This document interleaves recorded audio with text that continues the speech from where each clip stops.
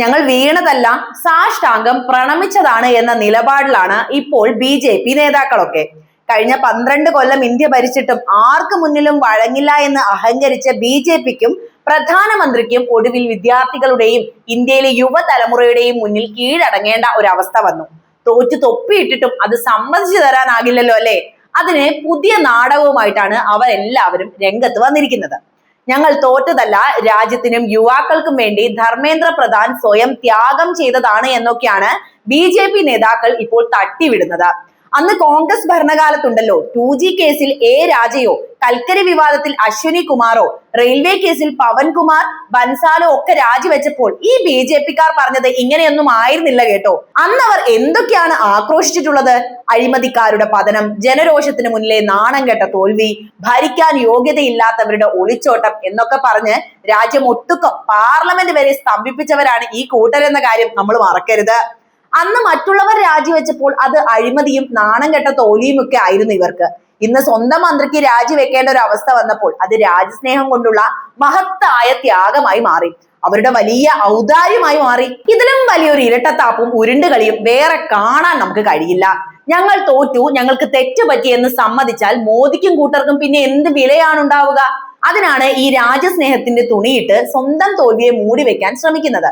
പക്ഷേ ജന്തർ മന്ദറിലും തെരുവുകളിലും അണിനിരന്ന് ഇവരെ വിറപ്പിച്ച് മുട്ടുകുത്തിച്ച ചെറുപ്പക്കാർക്ക് കൃത്യമായിട്ട് അറിയാം ഇത് ബി ഔദാര്യമൊന്നുമല്ല, ജനരോഷത്തിന് മുന്നിൽ വഴിയില്ലാതെ സാഷ്ടാംഗം പ്രണമിച്ചതാണ് എന്ന കാര്യം. പ്രിയപ്പെട്ട പ്രേക്ഷകരെ, നിങ്ങൾക്ക് ഇത് കേട്ടിട്ട് എന്താണ് തോന്നുന്നത്?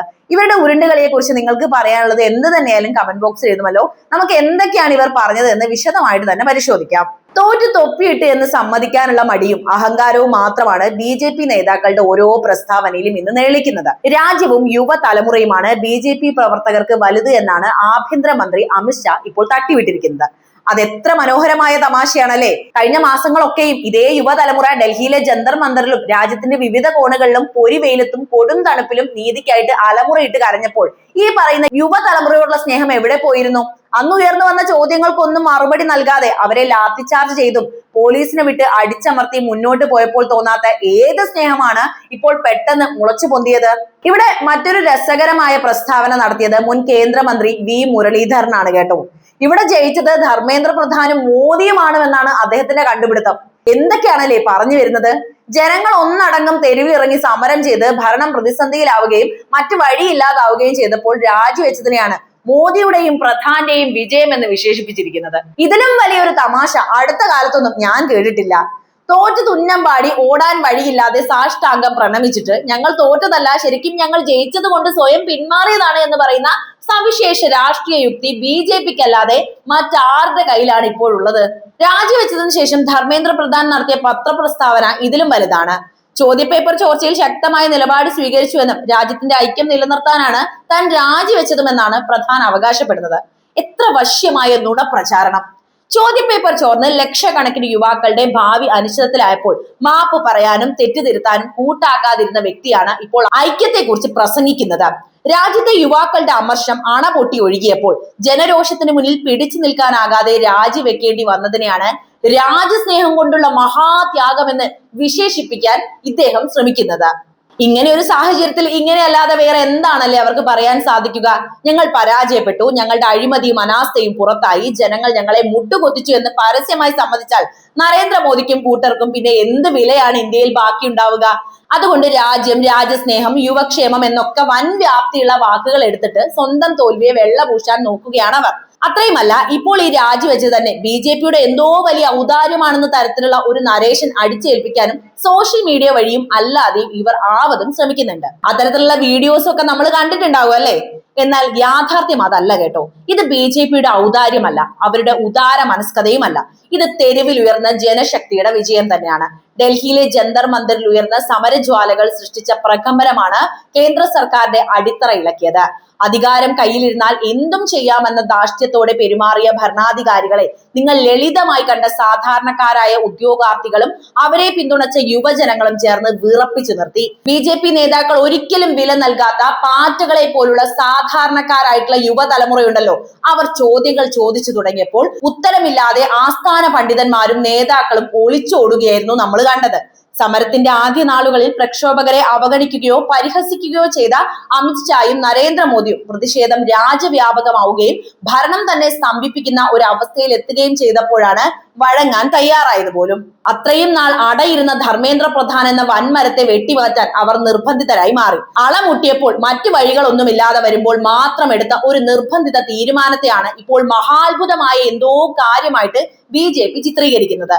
തോൽവി സമ്മതിക്കാൻ മടിയുള്ളവർ നടത്തുന്ന ഈ ഉരുണ്ടുകളി നാടകങ്ങൾ കാണുന്ന ജനങ്ങൾക്ക് സത്യം എന്താണെന്ന് കൃത്യമായിട്ട് അറിയാം. BJP നേതാക്കളെ ജന്തർ മന്ദറിലെ ആവേശകരമായ പ്രതിഷേധങ്ങളിൽ പങ്കെടുത്ത ഓരോ യുവാവിന്റെയും കണ്ണുകളിൽ കണ്ടത് BJPയുടെ കോർപ്പറേറ്റ് അധികാര രാഷ്ട്രത്തോടുള്ള കടുത്ത അമർഷം തന്നെയായിരുന്നു. പരീക്ഷകൾ എഴുതി ഫലത്തിനായി കാത്തിരിക്കുന്ന, അനീതിക്കെതിരെ വിരൽ ചൂണ്ടുന്ന ഓരോ വിദ്യാർത്ഥികളും യുവതലമുറയും ഒക്കെ BJPയുടെ ഭരണ നയങ്ങളുടെ ഇരകളാണ്. അവരുടെ ആത്മവീര്യത്തിന് മുന്നിലാണ് ഇന്ന് ഭരണകൂടത്തിന് തലകുനിക്കേണ്ടി വന്നത് എന്ന കാര്യത്തിൽ യാതൊരുവിധ സംശയവുമില്ല. കേന്ദ്രഭരണം എന്ന വൻ ശക്തിക്ക് മുന്നിൽ സാധാരണക്കാരായ യുവാക്കൾ നേടിയ ഈ വിജയം ചരിത്രത്തിൽ അടയാളപ്പെടുത്തുക തന്നെ ചെയ്യും. തോറ്റത് ജനങ്ങളല്ല, തോറ്റത് BJPയുടെ അഹങ്കാരവും ധാർഷ്ട്യവും തന്നെയാണ്. ഇവിടെ വിജയിച്ചിട്ടുള്ളത് ജനാധിപത്യവും. അതിനെ എത്രയൊക്കെ ദേശസ്നേഹത്തിന്റെ തുണിയിട്ട് മൂടാൻ ശ്രമിച്ചാലും തോറ്റതല്ല, സാഷ്ടാംഗം പ്രണമിച്ചതാണ് എന്ന് ചരിത്രം ഉറക്കെ വിളിച്ചു പറയുക തന്നെ ചെയ്യും. BJPയുടെ ഈ പുതിയ നരേഷൻ നാടകങ്ങൾ ജനങ്ങൾക്കിടയിൽ ഇനി വില പോകില്ല. നിങ്ങളെ വിറപ്പിച്ചതും മുട്ടുകുത്തിച്ചതും തെരുവിലിറങ്ങിയ യുവാക്കളാണെന്ന് ഇവിടെ എല്ലാവർക്കും അറിയാം.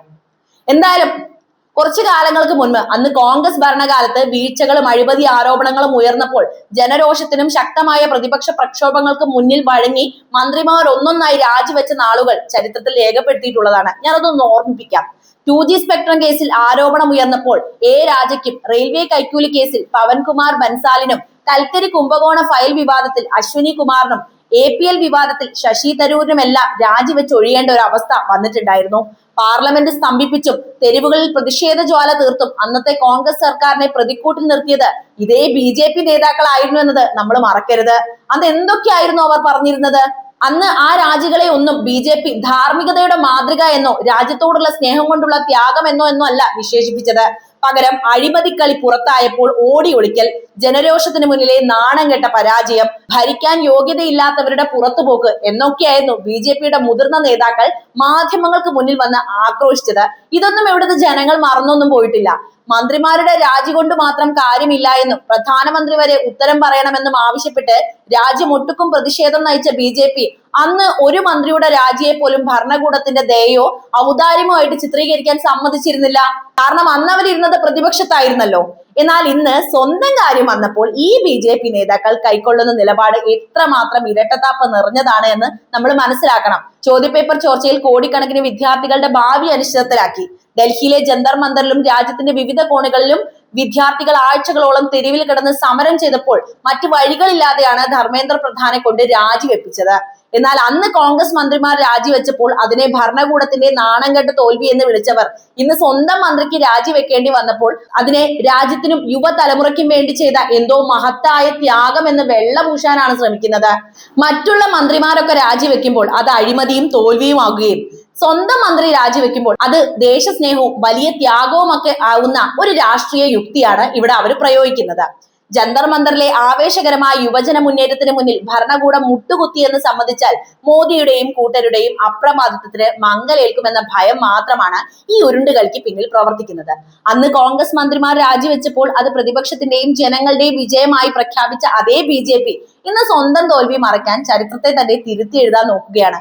പക്ഷെ ചരിത്രം എന്നത് ജനങ്ങൾക്ക് കൂടി അറിയുന്നതാണെന്ന് നിങ്ങൾ മറക്കരുത്. ജനങ്ങളുടെ ഓർമ്മശക്തിയെ ഇത്ര കുറച്ച് കാണരുത് കേട്ടോ. അന്ന് മറ്റുള്ളവർ രാജിവെച്ചപ്പോൾ BJP പറഞ്ഞ വാക്കുകളും ഇന്ന് സ്വന്തം മന്ത്രി പുറത്തു പോയപ്പോൾ പ്രചരിക്കുന്ന നരേഷനുകളും തമ്മിലുള്ള വിടവ് ജനങ്ങൾക്ക് വ്യക്തമായിട്ട് ബോധ്യപ്പെടുന്നുണ്ട്. തെരുവിൽ പടപൊരുതി സർക്കാരിനെ കൊണ്ട് തീരുമാനമെടുപ്പിച്ച യുവതലമുറ നേടിയത് ചരിത്രപരമായ വിജയമാണ് എന്ന കാര്യത്തിൽ യാതൊരുവിധ സംശയവുമില്ല. സ്വന്തം വീഴ്ച മറയ്ക്കാൻ BJP എത്ര വലിയ വേഷം കെട്ടിയാലും നിങ്ങളുടേത് തോൽവിയാണ് എന്ന കാര്യം ജനങ്ങൾക്ക് എല്ലാവർക്കും കൃത്യമായിട്ട് തന്നെ മനസ്സിലായിട്ടുണ്ട്. അപ്പോൾ ഇനിയും പുതിയ നാടകങ്ങളുമായിട്ട് BJP വരുമെന്ന കാര്യത്തിൽ സംശയമില്ല. ഇതൊരു തുടക്കം മാത്രമാണെന്നാണ് എനിക്ക് പറയാനുള്ളത്. നിങ്ങളുടെ വിലയേറിയ അഭിപ്രായങ്ങൾ എന്തായാലും കമന്റ് ബോക്സിൽ എഴുതുക. മറ്റൊരു വീഡിയോയുമായി വീണ്ടും കാണാം. നന്ദി.